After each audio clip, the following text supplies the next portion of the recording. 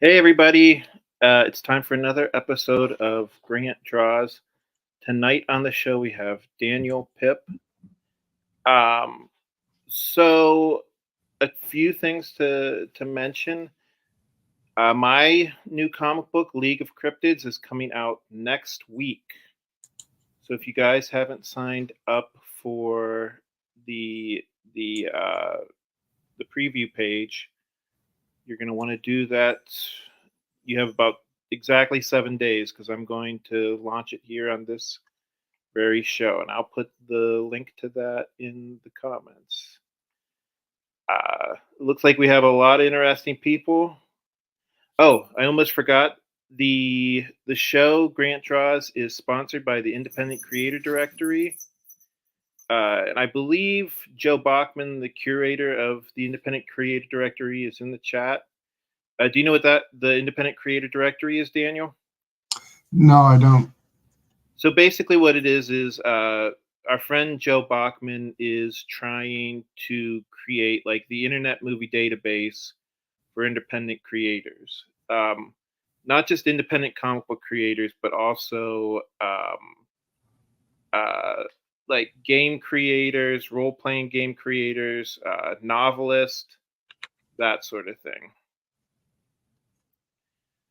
So let's see who we have in the chat. My good friend Marvin.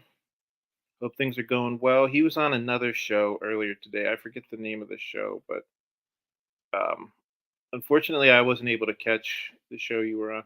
Marvin is another comic book creator who's with the same company I am, which is called Comicsburg. Our good friend Donna. Donna is pretty awesome. Not only she writes a lot of cool books, but she's been a big supporter of my comic books in the past, which is cool. Carl Witzman. Carl is Donna's husband, and also a one hell of a swell guy. Dan Holofield. Hey, Dan. I haven't seen you on the show before now. Thanks for filling in, or thanks for showing up. And Joe Bachman. Joe is who I was talking about earlier, but he is the guy who runs the Independent Creator Directory. If anybody, not just you, Daniel, but if anybody like in the chat wants to become a part of the Independent Creator Directory, you can find Joe Bachman on Facebook or other social media and get a hold of him. So it looks like a lot of people are saying hi to you, Daniel. Hey, how you doing? I'm going to share some of the pages from your book. I'm just writing his name down. Okay, did that come up? Yeah, there we go. So this is the cover to your comic book, correct? Yep. Night Child, Game of Swords. Yep. I wrote the story, created the characters, built the world. The artwork was done by a young man known as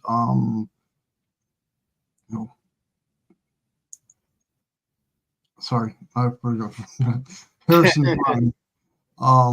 And his Nobody pays attention to the artist, anyways, yeah. right? His art studios, Cosmic Land Studios. They're at the bottom. He's actually his art group is from Nigeria. Oh yeah. Yeah. So, do you want to tell us a little bit about Night Child, Game of Swords? Okay. Night Child, who is the main character, her and her siblings are half-breed demonesses. The main thing in this world is that there are a lot of hells. Each of the major evils in the world control a section of hell. So one section is is controlled by Satan, one by Lucifer, or not Lucifer, but Satan, the devil, El Diablo, and so far. Lucifer himself does not control a portion of hell because he is currently encased in a cage in the center of hell. Okay. The first comic book outlines what the Game of Swords is that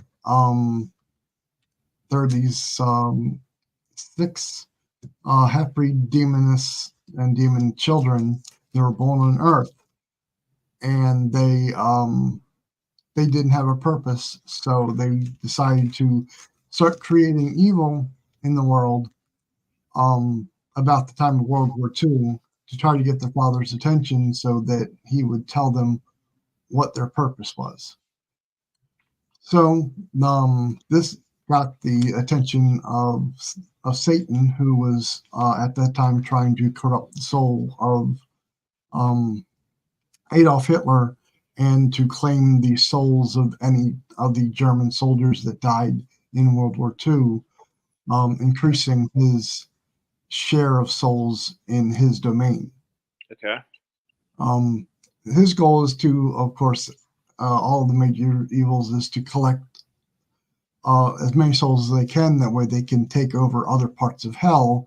And once they've taken over all of hell, then they can take all those souls and invade heaven and take that over. Okay. So now something I did want to mention. Oh, hey, Don is in the chat. Something that I did want to mention is that this is probably going to be a little bit shorter episode of Grant Draws, just because Daniel said that he has a limited amount of time that he can be here. But I do have a lot more questions about Game of Swords. Mm-hmm.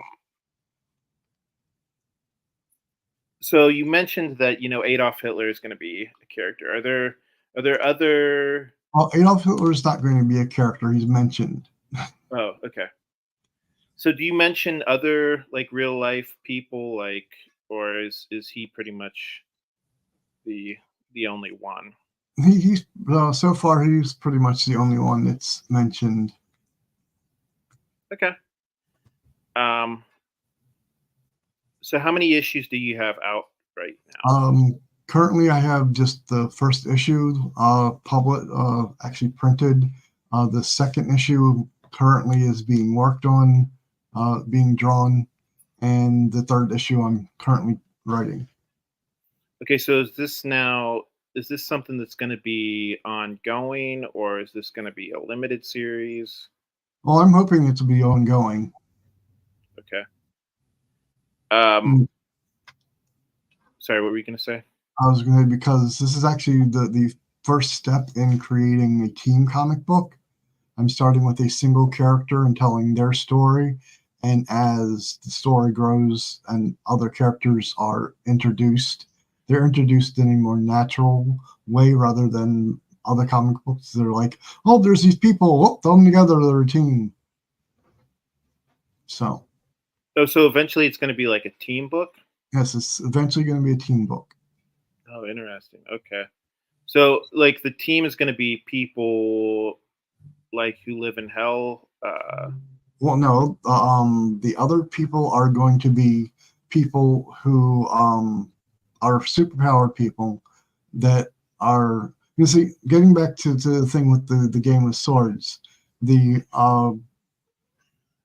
all the siblings are given swords by Satan. But what they don't know is that the swords combined will produce the key that will unlock Lucifer's cage. One of the characters, one of the siblings, her name is Deathmate. She basically gets power from death, but she has to be within a certain proximity of deaths to gain this energy. So she wants to free Lucifer from his cage early so he could jumpstart the apocalypse, which will give her the power from every death on the planet so that she can take over, and then she'll rule all of hell and heaven, because she'll have not only the power of from all the death that was caused, but she'll also rule over all the souls. Okay. The thing is that when she actually meets Lucifer, Lucifer tells her that not only does she need the swords, but there are 7 individuals that need to take and wield the swords for the gate the gate to be opened. The Okay. thing is that so Deathbringer takes and goes on a mission to find these people and gathers them into the super team that eventually is formed. Oh, okay. So is most of the story going to take place in hell or No, most of the story is going to take place in on Earth. on Earth? Okay. Yeah. Okay. Yeah. So how long have you been working on the Night Child Game of Swords? Sorry, my cat is playing with my sign.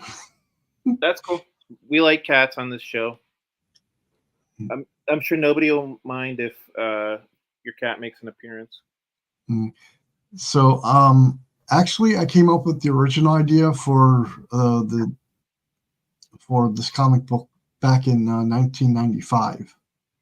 Okay, that's quite a while ago. That's why I wrote the original script, and it evolved over the years. Because I mean, the first draft of the comic book was your typical, throw a bunch of superheroes together and they become a team. Because the original idea was that the government was getting backlash because there weren't any all-female superhero teams. So the government decided to put together a team of females just to prove it would fail. So they got the worst grouping of superheroes they could with um, conflicting ideals. They had Nightchild as a demoness. They have one girl who's has angelic powers. They have a witch and a speedster. A girl that turns things to rubber.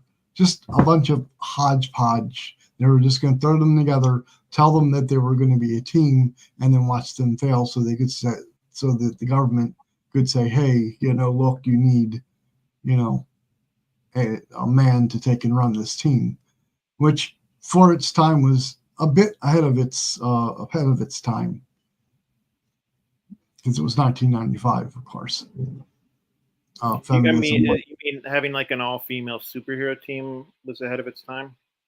Well, I mean, at that point in 1995, I think the only all-female superhero team comic was Danger Girl. Okay. Yeah, probably the only major one, anyways. I mean, I'm sure that there were smaller like publications, but yeah. Right. So, that was my original idea. Over the years, it evolved, and a friend of mine who was in the industry, his name actually is Greg LaRoque.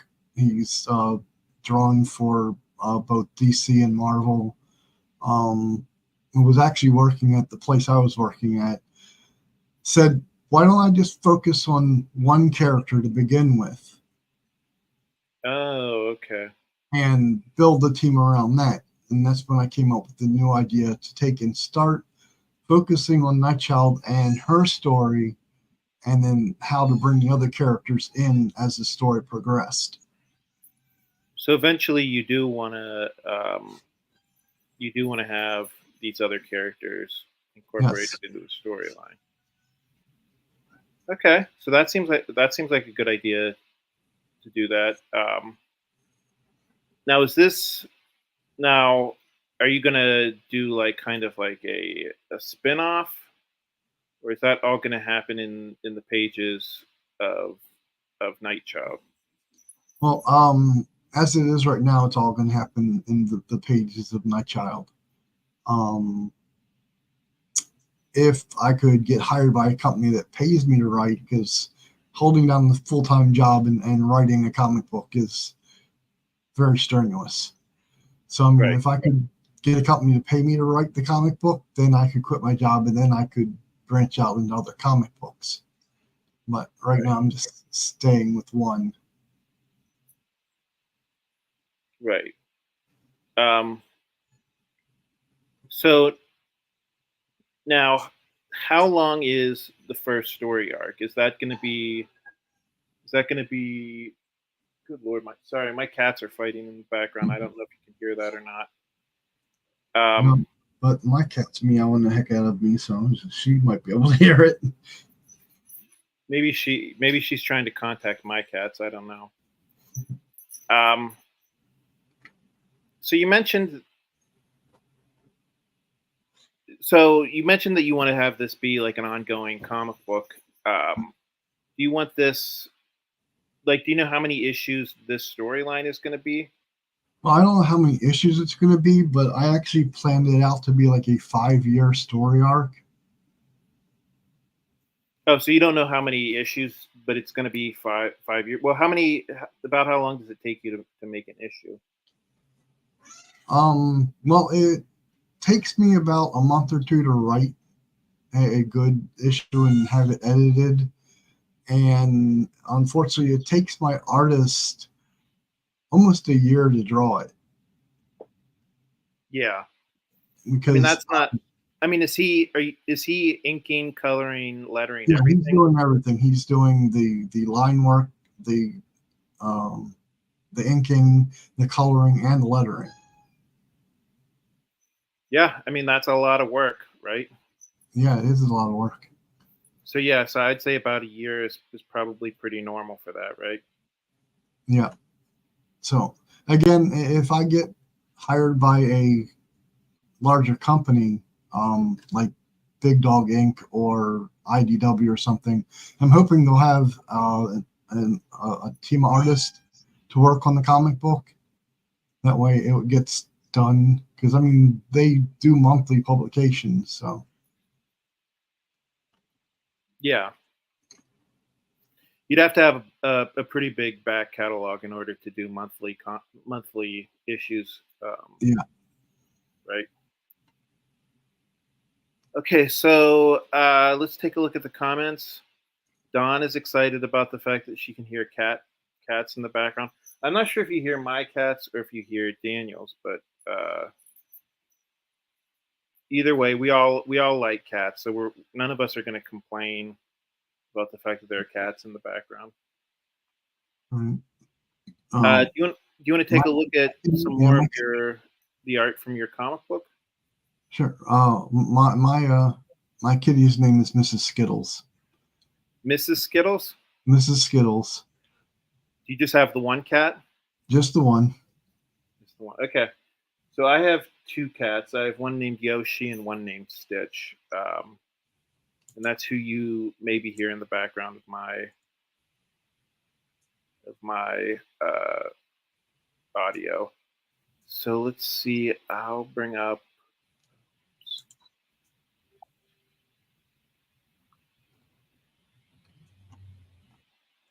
And I just sent you one of the full pages from the. Oh, you sent me more art.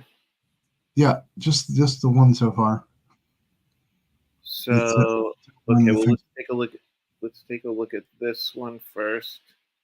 Let's make it full screen. Well, that doesn't really help much, does it? But there it is, full screen. So is this the cover? This is the back cover. This is the back? On the back cover, the this is Satan and the devil. Okay. I kind of styled the devil after the devil in Bedazzled. She's a shape changer and she likes to make deals. And Cool. Cool. Cool. Do you want to answer some questions from the audience? sure, Carl Whitman asks, "What have I done before?" This is my very first comic book.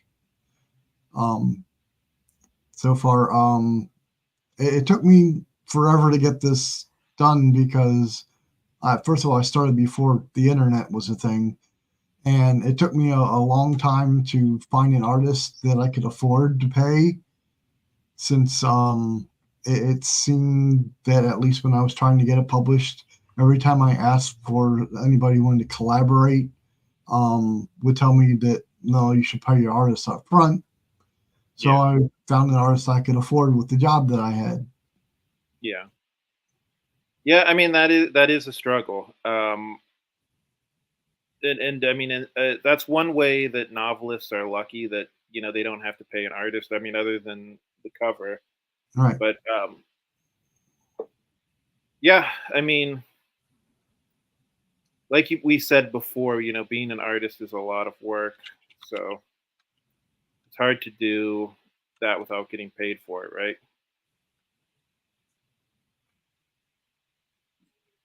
So I'm gonna bring up the next.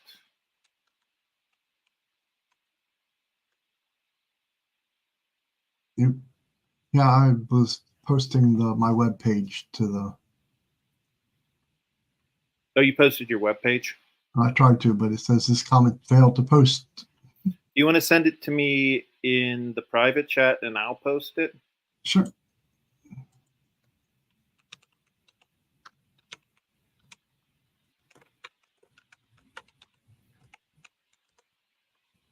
And then, did you want to maybe while you're doing that explain who this character is? Okay, that is Nightchild. She is the main character. Um, she basically up until about the 1980s was evil like the rest of her siblings, but due to an incident with a special child, her soul was awakened and she gained a conscience, and she decided to give up being evil to try to start correcting some of the evils in the world. Oh, okay. So even though she's a demon, she's not all evil. Well, her and all her siblings are half demons. They had a Oh, okay. demonic father, and all their mothers were human.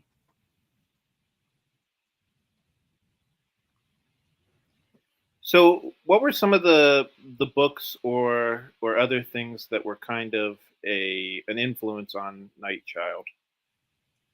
Well, I actually took and started out with comic books. That's the way my parents taught me and my siblings how to read.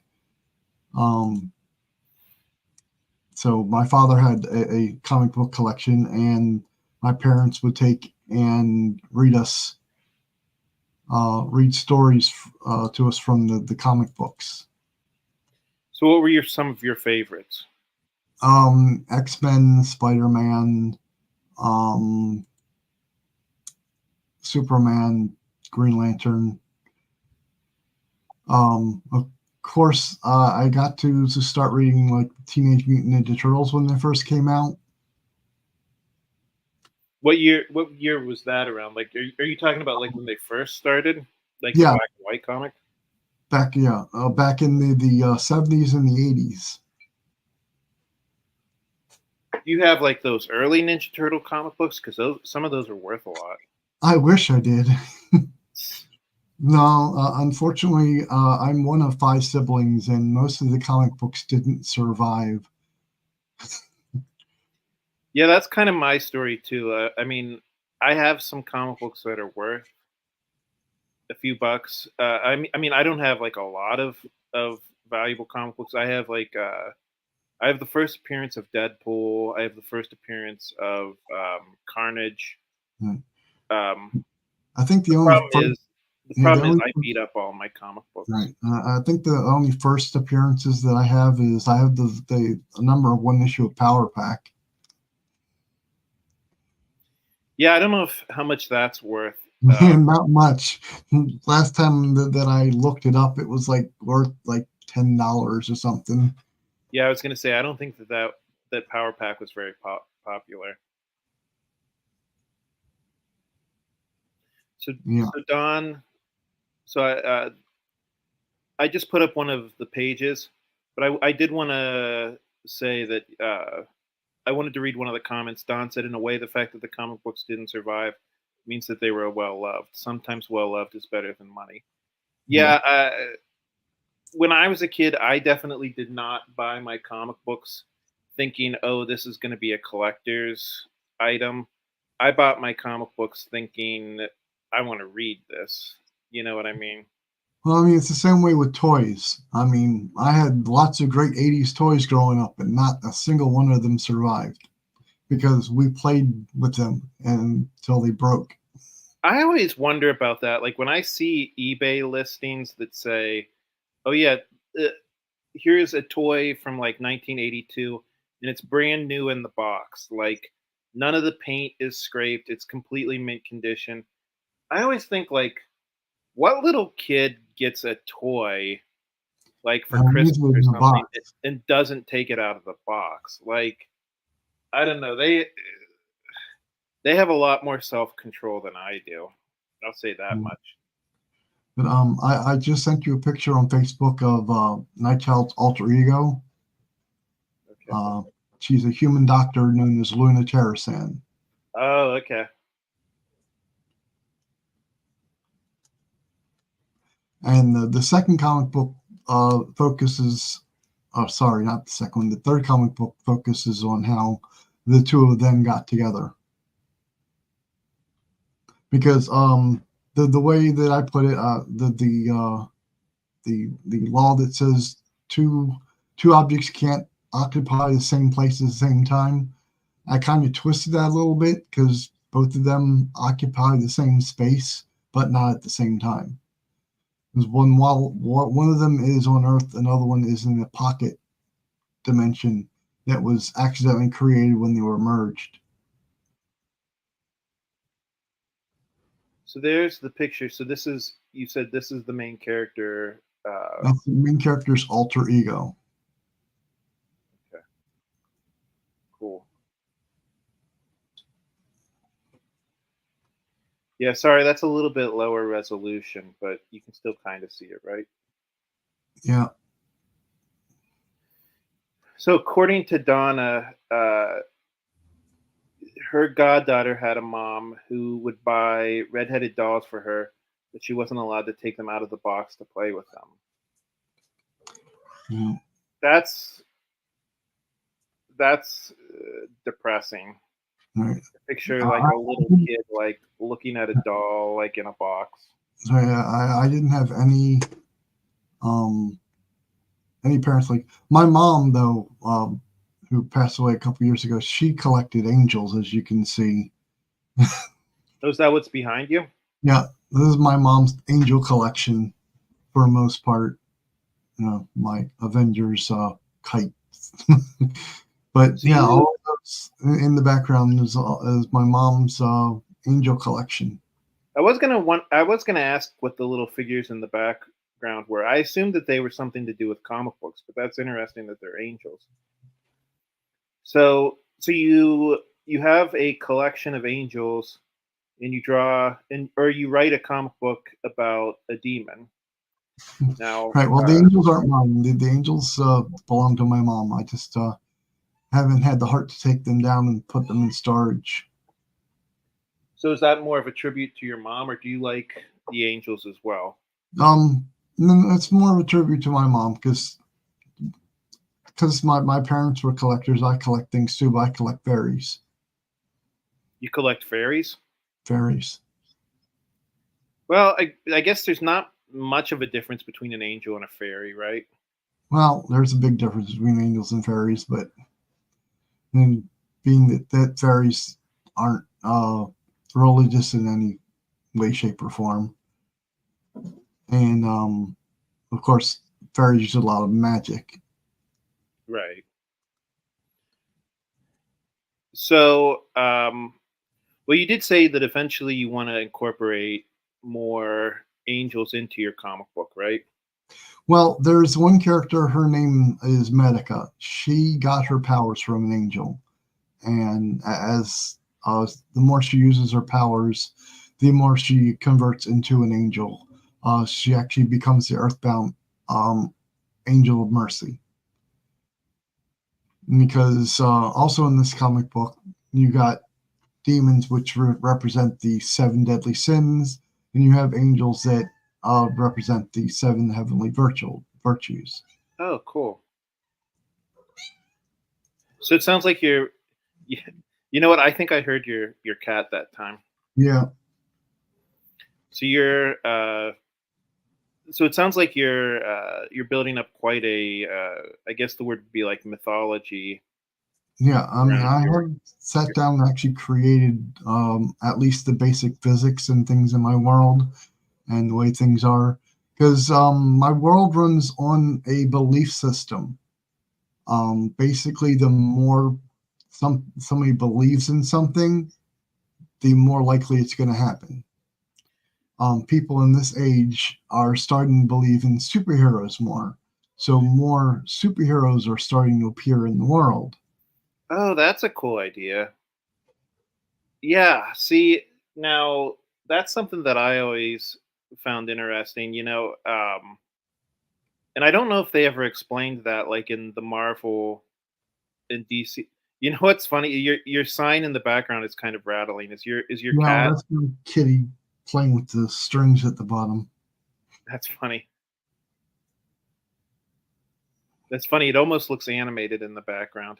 But yeah, anyways, I like that idea that the more you believe in superheroes, the more they exist. Yeah. So, Well, I mean, oh, sorry, because go ahead. the thing is like there for a while, vampires existed in a weaker state because people believed there were vampires, but then you know people kind of forgot about vampires and they sort of just went away. And my character, Blood Drinker, created a new vampire race, and he started the film industry and books and things like that talking about vampires so that people would start believing in them again, thus bringing the vampire race back into the world. Cool. Yeah, I like that concept. Mm. I did want to mention. So Carl asked, "Was that brandy?" At first, I thought he was asking if that's what I was drinking. If I was drinking brandy, I think he was saying brandy as the name of the woman in this Yeah. No, her name previous is comment. her name is Luna, Luna. Yeah. Now I'm not drinking brandy, Carl. I'm drinking coffee because, like I said, I have to be at work in like 2 hours, and I have to work all night, which is not a fun prospect for me. But at least I'll have some coffee, right? Right. Dan Hollifield mentioned belief shapes belief shapes reality. I'm familiar with that concept. Yeah. So I don't know. Do you think that that's possible that you can manifest something by believing in it? No, that's the thing. I personally don't believe in it, but I do know people who do. So Um, and that raises another question that I had. Obviously, in your comic book, you have a lot of religious themes.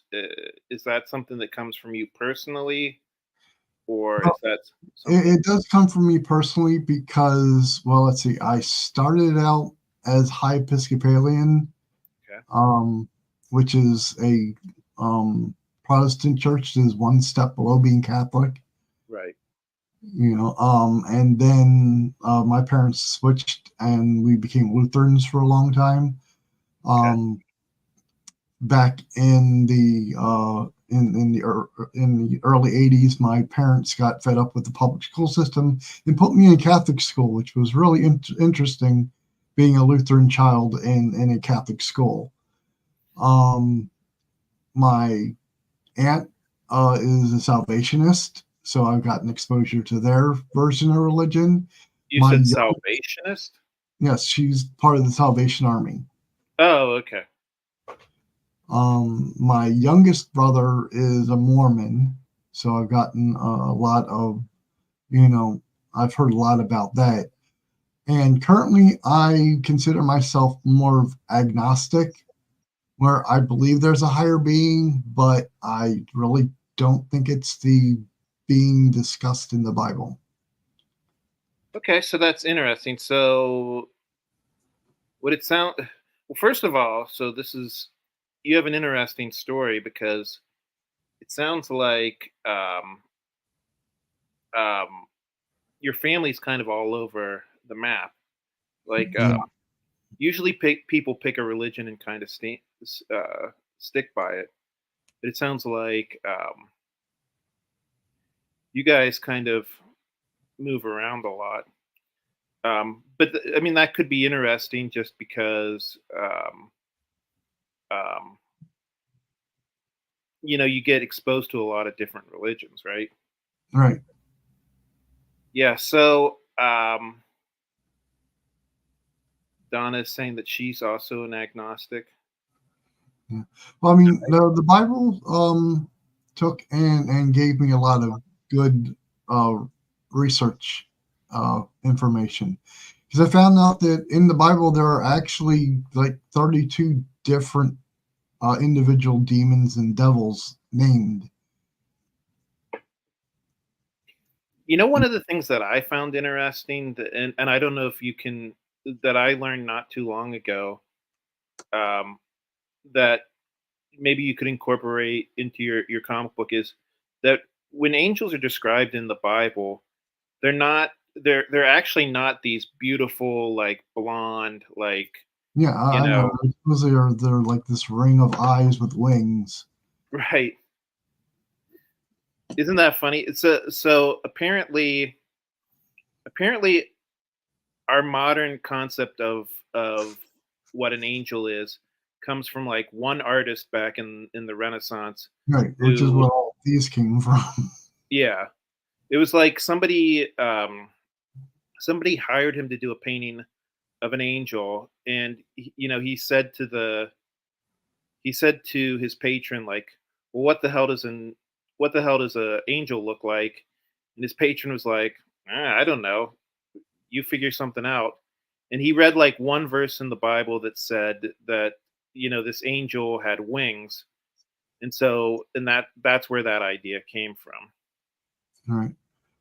Well, the thing is that currently in the comic book, the only thing that you see are Earthbound angels, which basically look like winged humans. Oh, okay. Because I mean, if actually progress the comic book to a point where they invade heaven, then yeah, they'll take and they might look like biblical angels, but then again, you know, since it's from the reader's perspective, I just might have them drawn as humans would perceive them. Interesting. So Because, I know you said well, I you mean, because uh, the thing is then again, in this world, belief drives just about everything. So if people believe this is what angels look like, that's what angels will look like. right. That's an interesting. Yeah, so that kind of goes back to what you were saying earlier about belief shaping reality, right? Right. I mean, because there's another thing, because the belief in this world can also blind people because my characters and other demons and things like that wander around in the world and nobody seems to notice them because where they have read demons exist, they don't believe that demons are actually roaming the streets.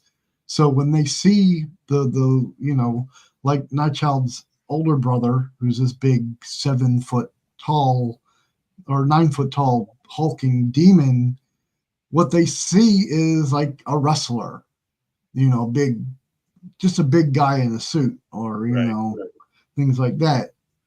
They don't actually see the red skinned, you know, muscular demon with the little wings. So I know you said that you didn't have a lot of time tonight. Do you have a little bit more time just to answer like maybe a few more questions?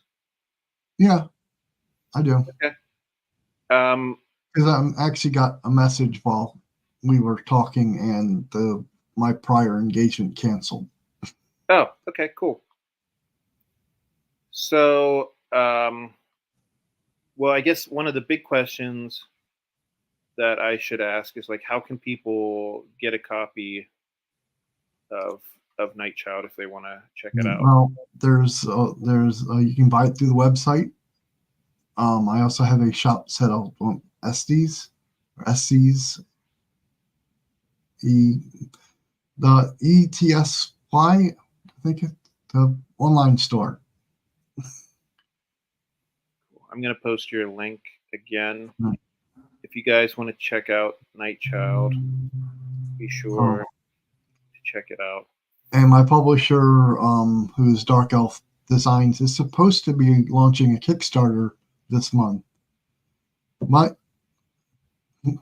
He's been trying to launch this Kickstarter since I got it published in October, and he's been dragging his feet. So,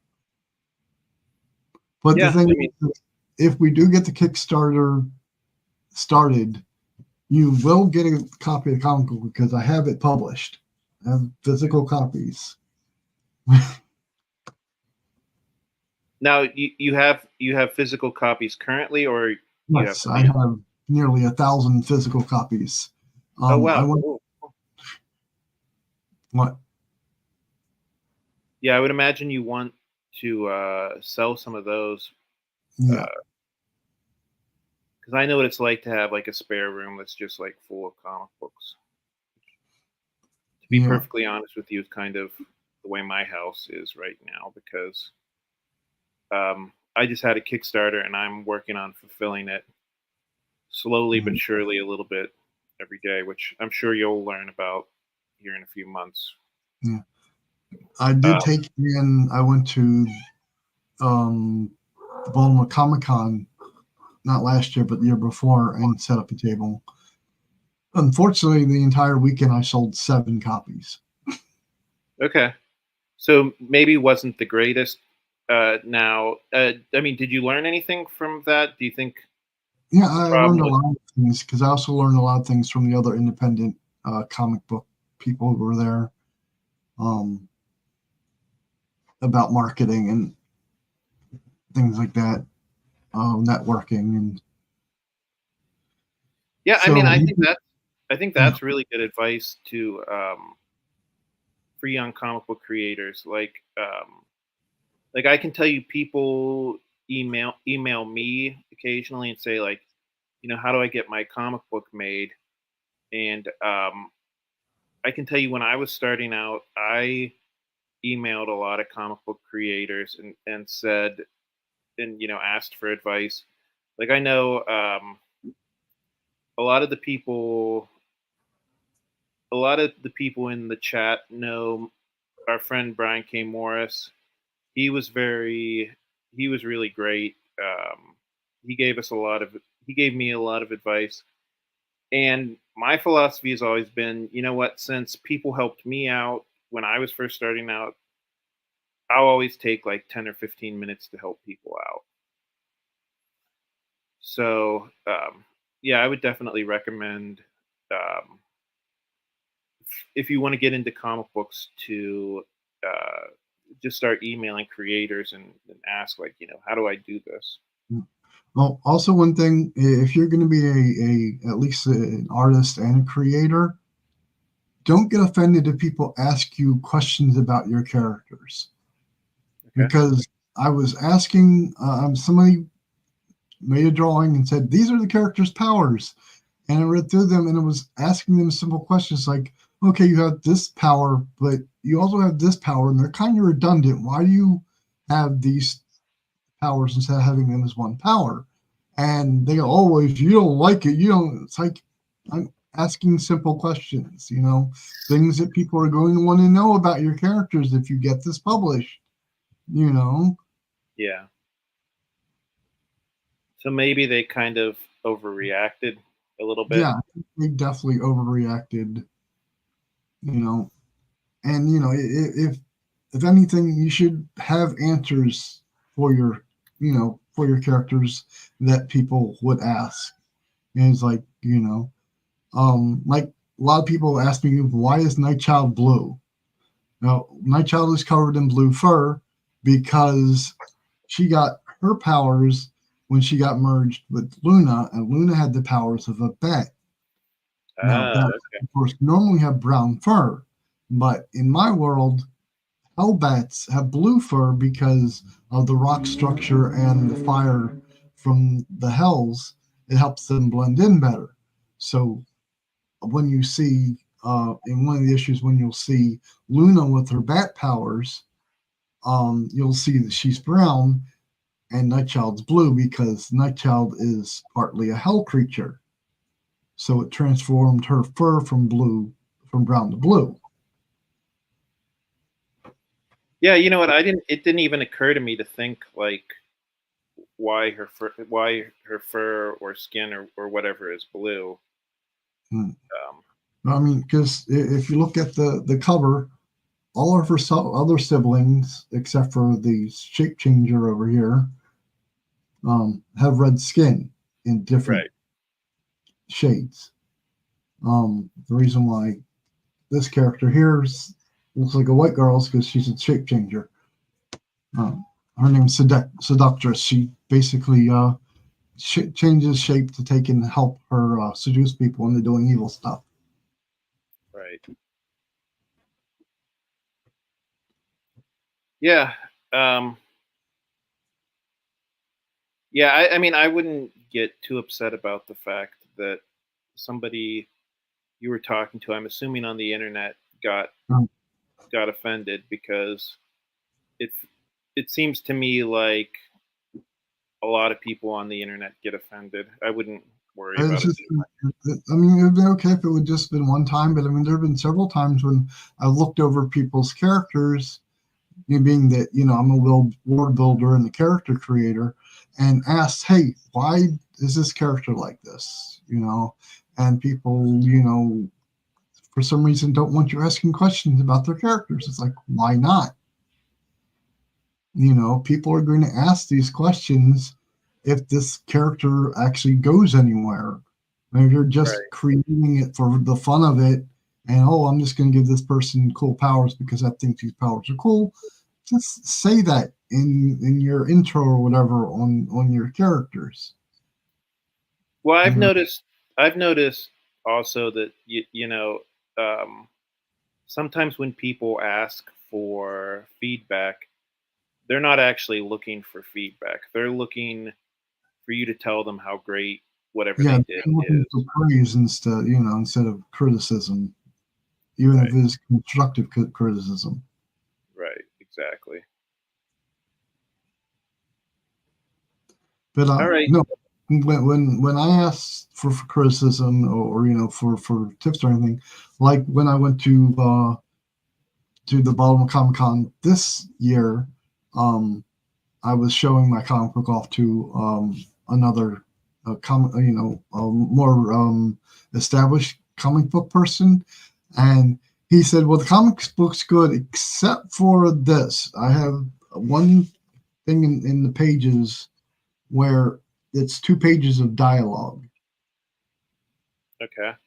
And he's like, that's generally a big no-no in the comic book industry because people you know might get distracted from there's no action, they're just talking. But I felt I needed it because it gives a lot of information on the background of the story. If I can find it here. Doo, doo, doo. So do you have an editor? That's the thing. For my first one, I did not have an editor, Okay. which is also one of the tips that this guy gave me is, get an editor, send the script to the editor, and let them, you know, because he said if he would have been the editor, he would have replaced put one of the action pages in between the two dialogue pages. Right. Well, I mean, I do. So I do a little bit of editing. I do an anthology comic book, and one of the things that I tell the writers that I work with is to try to figure out the quickest way to say whatever it is that they're trying to say. Um, so I mean, I don't know. You said that you have 2 pages of backstory. Um, I don't know, maybe like I mean, I don't know. I haven't seen your comic book, so I don't know if all that is necessary or not. But I don't know. I would maybe try to condense that a little bit. I don't know. Like I said, I haven't read your comic book, so I can't tell you Mm, for a fact that there are things that need to be condensed or anything like that. well, you're welcome to buy a copy. So, Okay, sure. And let me know when it is on Kickstarter. Maybe we'll have you back on the show. okay. So, like I said, I try to keep these to about an hour, and it's a little under an hour. Did Okay. you have anything like? Did you maybe like an Instagram or a Facebook? Yeah. I'm gonna pull up my Facebook. Do do do do. Okay. Um, and all the Facebook and the Instagram and everything is also listed on the website. So Cool. let's see.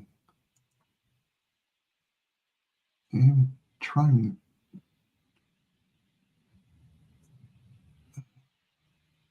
Used to be able to easily pull up the thing because it should just be basically the same thing, which is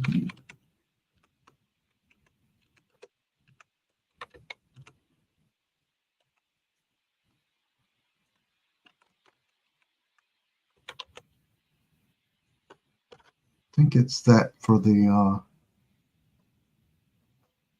Cool. Facebook page is DED not child as well. I'll put this in the comments. Do you have anything else you wanted to mention tonight before we close out the show? No, that's about it. All right. Well, thank you so much, Daniel, and thank you everybody who uh, watched or listened to the show. And as I mentioned before, next week we have we have is going to be the launching of League of Cryptids #1. So if you guys are free next Monday at 9 p.m., I hope you guys will check me out. Until then, thank you everybody. Have a wonderful night. See you later, Daniel. Good night.